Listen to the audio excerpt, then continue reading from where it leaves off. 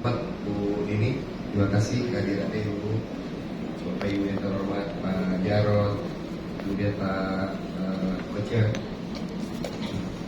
jadi Pak Ari, kemudian Bapak Ibu yang terhormat dari BNT dan pengurus ya, anggota dari BNT Harjo dan Bapak Ibu yang hadir hari ini. Assalamualaikum warahmatullahi wabarakatuh. Waalaikumsalam warahmatullahi wabarakatuh. Lembaga pendukung publik, jadi kalau mungkin lebih familiar dengan BPJS Kesehatan dari Bapak Ibu. Jadi BPJS Kerajaan ini badan publik yang hadir bersama dengan BPJS Kesehatan. Hanya segmentasinya kalau di saudara kita di BPJS Kesehatan terkait dengan penyakit aktivitas sehari-hari, kalau kami di BPJS Kerajaan terkait dengan aktivitas pekerjaannya.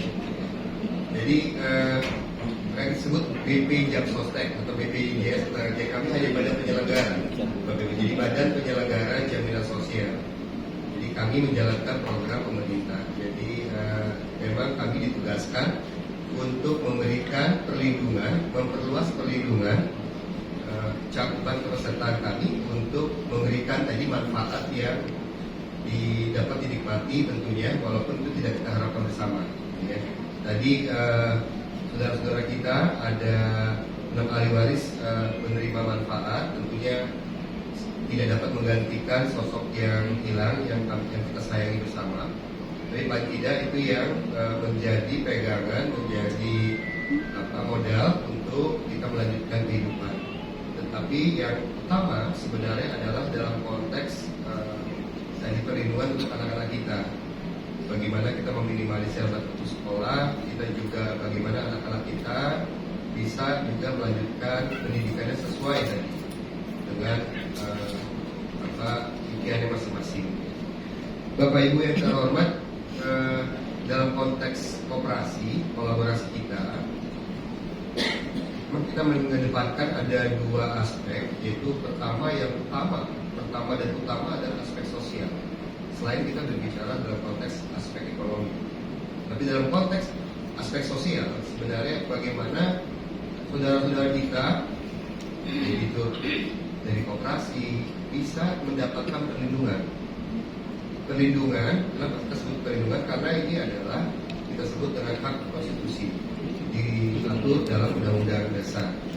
Jadi hak ini dengan membayar iuran nanti ada Mas Giri akan sampaikan lebih detail, dengan iuran yang sangat minimal per bulannya kita mendapatkan manfaat baik dalam bentuk santunan, tadi juga dalam bentuk pengobatan tadi Ibu, pengobatan kecelakaan dari rumah menuju tempat kerja, tadi mau ke pasar sebagai tempat kerjanya beliau, dalam konteks dari rumah ke tempat kerja, di tempat kerja kemudian kembali lagi ke rumah, mendapatkan tentunya perlindungan.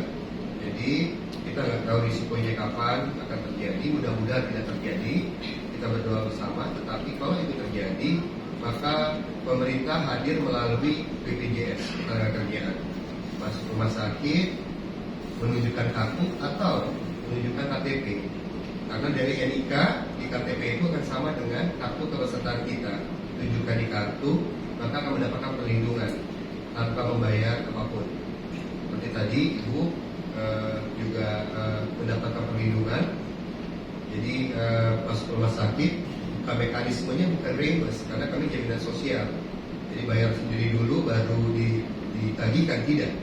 Kalau kami mekanismenya adalah masuk rumah sakit tanpa ada biaya apapun dan pengobatannya juga dari ya. Jadi minggu lalu kami juga sedikit sharing menyerahkan juga santunan untuk saudara kita driver online. Jadi beliau ngebis tarik penumpang di malam hari, mungkin karena kelelahan separator jalan ditabrak sama beliau tabrakan tunggal, dan di sebelah kiri tangan beliau ini ada patah. Beliau dibawa ke rumah sakit, diberikan pengobatan yang diperlukan, operasi, pasang pen dan seterusnya, itu seluruhnya kami bayarkan. Karena apa? Esensinya adalah kembali esensi sosial. Di luar dalam konteks itu ada esensi ekonomi tadi tentunya untuk kaitan kolaborasi kita kepada koperasi. Ya, jadi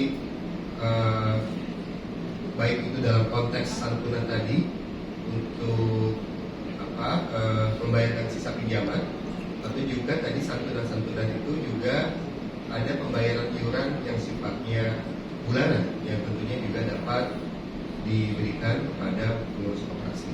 Tapi esensi utamanya semuanya itu adalah esensi sosial. Sekali lagi kami mohon dukungannya bagaimana kolaborasi dari BPJS Ketenagakerjaan bisa hadir untuk memberikan tentunya perlindungan bagi Bapak Ibu yang terhormat dari debitur koperasi. Tadi Pak Iko sampaikan kalau dulu kita bicara BPJS Ketenagakerjaan itu orang kantoran, nggak ada yang, jadi yang punya BPJS Ketenagakerjaan hanya orang kantoran didaftarkan oleh SDM-nya atau HR-nya. Tetapi sejak kami berubah dulu, kita namanya PT Jam Sostek, berubah menjadi BPJS Ketenagakerjaan, maka perluasan perlindungannya bukan hanya orang kantoran, tetapi orang-orang, beliau-beliau, Bapak Ibu yang terhormat yang memang memiliki usaha sendiri. Ada usaha warung, ada usaha di luar kantoran, UMKM, yang memang itu wajib untuk kita berikan perlindungan. Ya, jadi mungkin itu sedikit dari saya, mohon izin ini. Jadi mudah-mudahan sekali lagi kolaborasi BPJS Ketenagakerjaan dan juga Bapak Ibu yang terhormat dari LPDP, juga BNT, Raharjo bisa juga kita bersama-sama berkolaborasi. Tentunya sekali lagi adalah memberikan perlindungan bagi kita semua dalam melaksanakan aktivitas kita sehari-hari. Mudah-mudahan tidak terjadi risiko apapun, tetapi jika terjadi risiko, BPJS Ketenagakerjaan siap hadir untuk memberikan tentunya perlindungan jaminan sosial ketenagakerjaan. Sekali lagi terima kasih. Saya akhiri. Wassalamualaikum warahmatullahi wabarakatuh.